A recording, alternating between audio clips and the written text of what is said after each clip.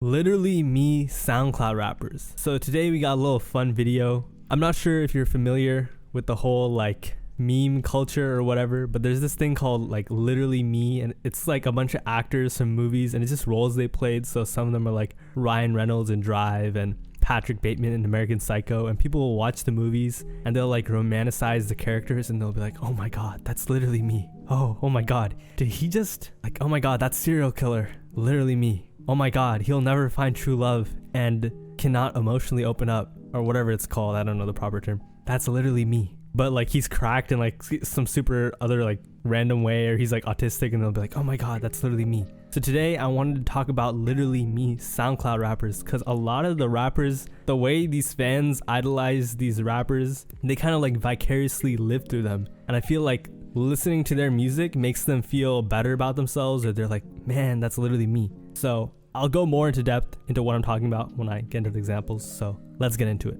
Number one, we got Summrs and Lucky, and you're probably wondering, why the hell do you group these guys together? I grouped them together because I feel like their fans kind of relate to them for the same reasons: heartbreak, drug addictions like substance abuse, and just because they're kind of funny. So I feel like a lot of people, they listen to Summrs because it's like, oh, he got cheated on. You know, you could feel the pain in his voice, the emotion. I'm being like half ironic, half real when I say that. Lucky fans, when it comes to heartbreak, it's like a whole another, it's like the funniest thing ever. Like he's got some cool lyrics like, too good to be true, you like activists. She say, Lucky, I'm proud of you. We get high, we get fat. Perk 30 just killed Cupid. She my favorite sin, I hope she don't kill me. By the way, I'm totally offbeat. Like, I'm not rapping through his flow or anything. I'm just saying the lyrics. I'm trying to think of some. Treat it like a jet, not a sports car. Treat her like a dog or a sports car. Dashboard, big screen, like a sports bar. That was cold. So Lucky fans, they hear these lyrics and they kind of like relate to this. So they'll be like,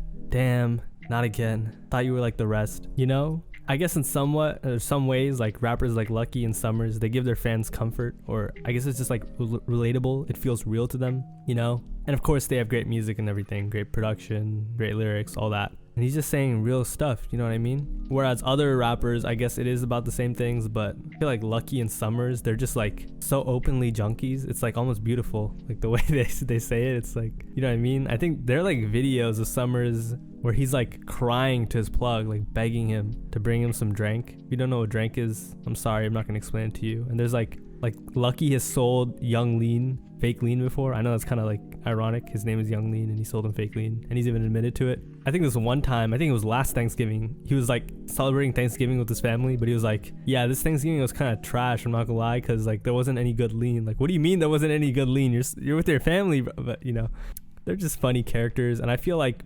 people really mess with that, you know, they just relate to it. They're literally me, not me, but you know, the fans that relate to it. The next Literally Me rapper is probably he had like a peak Literally Me phase back in like 2021, 2022 when he was blowing up on TikTok. And it was this one song. You may have heard of it, you may not have heard of it. It's called If Looks Could Kill. Like, the amount of edits to that song I've seen on TikTok where it'd be like, this is so destroy lonely.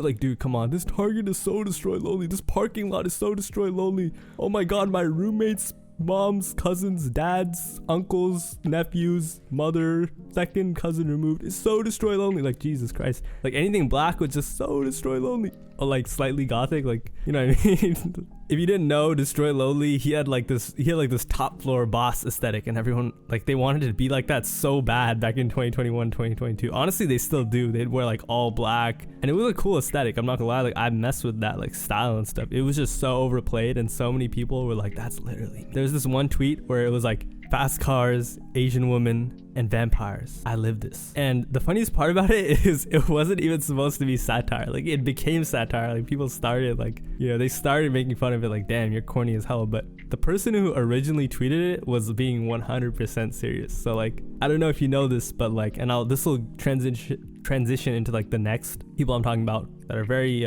closely related to Destroy Lonely. But for some reason, all Destroy Lonely fans just they have like a fetish for Asian women. I don't know why. Like, their profile pictures are Asian women, and it's kind of like this like mysterious anonymous person thing. I guess they just like using Asian women in their profile pictures, but that's why he said Asian woman. And then he said vampires. I guess it's like the vamp aesthetic was kind of like Destroy Lonely's thing too.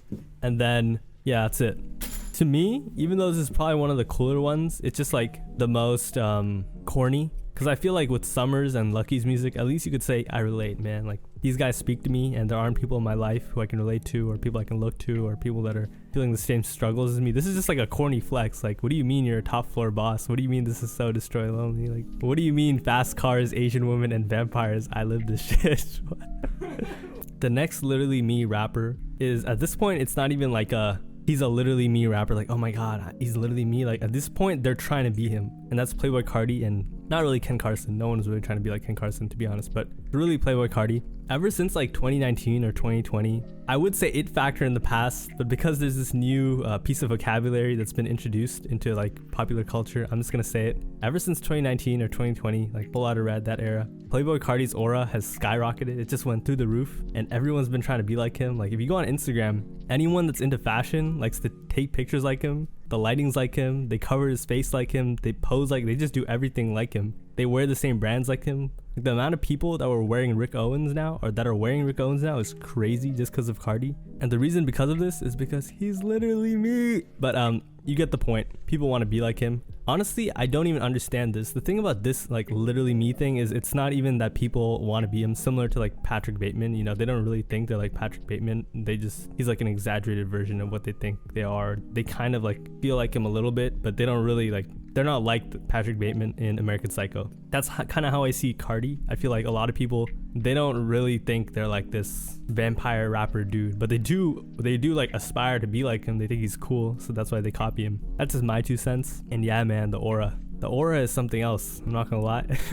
Nah, I'm just messing with you. I'll give you an example of some fans just like idolizing him and talking about his aura, which is just funny. So this one guy on Reddit said, man, his aura is crazy, like it needs to be studied for real. This is like a review from 2020, by the way, and this is before aura was a thing, so it just makes it even funnier. Basically, this guy in Medium who wrote an article said, Playboi Carti is full of energy. This might explain how the Die-Lit rapper has created an aura that's larger than life. To paint a picture, think back to when you first heard a Playboi Carti verse. You can feel the aura that he projects in his music and the energy that surrounds him in his videos. Yo, he's doing tricks on it. What the hell? I mean, when I first heard a Playboi Carti verse, it was back in like 2017. It was before he dropped Self-Titled, when he was still doing like, I heard a song with this guy named Slug Christ. Look up Slug Christ Playboi Carti. I did not feel any aura from that song. That song, I mean, it was alright, but Carti actually got out-rapped by that other dude, Slug Christ. That was when he was part of Awful Records. Then I heard some of his plug stuff, and I was a bigger fan of Lil Tracy, so when I heard Broke Boy, I thought of Lil Tracy's song Gucci, which was on the same beat. So he's like, man, this isn't as good as Tracy. So I actually like didn't really like him that much. But I mean, I guess I felt like the wave that he was talking about. Like Playboi Carti was on a new wave in 2017 with Self-Titled. In New York, I'm Millie Rock. Hey, riding with that. You know, that was hard. Same thing with Uzi. I guess Uzi had some aura too. Anyways, comment down. I don't know why this like second half of the video was just me talking about like Playboi Carti's aura, but anyways, comment down below who your Literally Me SoundCloud rapper is, or just rapper in general, underground rapper, whoever. I don't know. Whoever you think is your guy, just comment it down. I'd like to see if I missed someone. Let me know. Thanks for watching. Have a nice day, and see you tomorrow. Bye.